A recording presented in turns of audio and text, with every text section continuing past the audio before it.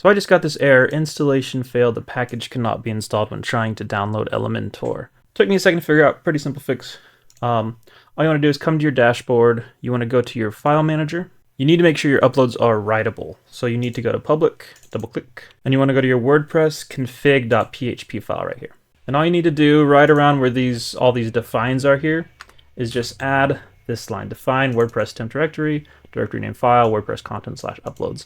I'll put this in the description. As far as my understanding goes, it just allows you to actually write to the file. So hit save up here, go to your plugins, let me refresh this, and then we're going to try installing Elementor again. Failed. Why'd it fail this time? It worked last time. Give me a second. You may just need to go out and go back in. So let's go back to add new plugin. Search for Elementor. Oh, and it's installed now. Okay. I guess I just had to go out and go back in.